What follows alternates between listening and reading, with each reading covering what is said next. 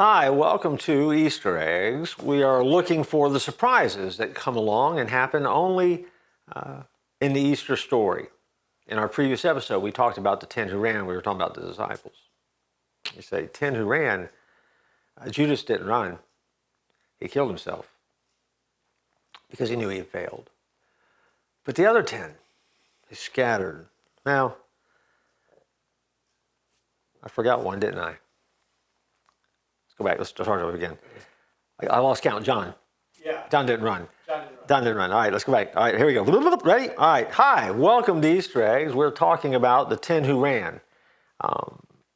If you do the math, like I just did, you got 10 disciples who scattered. One who stayed, that's John. One who killed himself, that's Judas. That makes 12, and that's the number we were looking for. But we focused in our previous episode on the 10 who ran. We don't know where they go. We don't know what they did. But we do know one thing, they came back. Slowly, they came back. Have you ever wanted to be a fly on the wall? What did they talk about as they started coming back from the places that they had been in hiding? I mean, did they talk a lot? Were they just kind of quiet? Were they like, where were you hiding at? I don't know, where did you go? You know, did they give away those hiding places where they had been and who they had sought refuge with? Were they mad at each other?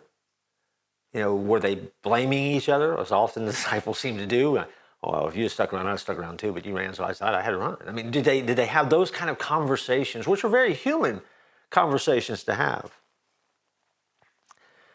I'm sure that they were ashamed. I'm sure that they were sad. I'm sure they were confused, but one by one, they all got back. And they got back to that same upper room they had been in before. I find it so fascinating that that's where they went back to. I find it so amazing that from all the sections of the city, too convicted to go home, too confused to go on, and each with some type of desperate hope that maybe what they were thinking, what they were believing, and somehow in being with each other, there was an answer that was there. They came back and got back together. Talk about awkward. What an awkward position to be in. What an awkward situation. Caught on that uneven ground. And they were on the uneven ground between failure and forgiveness. They hadn't been forgiven yet. Well, they just didn't know it. But they knew they had failed. And they were trying to find their footing. They're caught in that, I can't believe I did it, and yet I did do it. And I could never even look him in the face again. And yet they come back to that upper room. And they have those moments where they come back loaded with those memories of the Master, moments they had spent with Jesus. And I think there was something that was so compelling about following Jesus that had already changed them that you just don't pack your bags and go home after what you've been through. I can't even imagine what it would be like. And yet, here they are, and they had been through so much, and they had no idea what their future hold, what the future would hold. And I know that somewhere, I guarantee it, and you get to heaven, you can ask, when they got into that upper room, I know that somebody had to utter what I wouldn't give to see him one more time.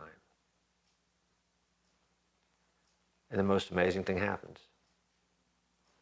He shows up.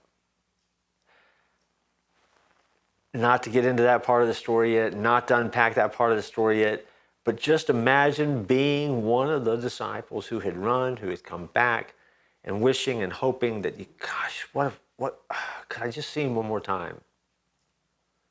And Jesus shows up. What would you have said? What would you have done? What emotions would have overwhelmed you? And then what would you have done the next day? See,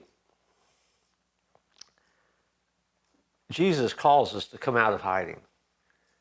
He calls us to come out of the shadows. He allows us to come from the places that we go when we know we've done wrong and come back and know that he will meet us right where we are at our point of need when we hurt the most. Jesus is there. And once he shows up, everything changes.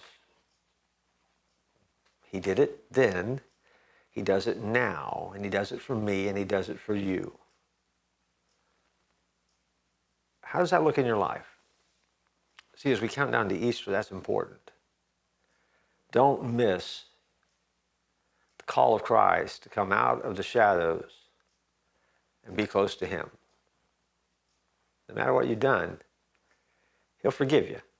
You don't have to run. Just get close to him. It's one of the surprising parts of the story of Easter.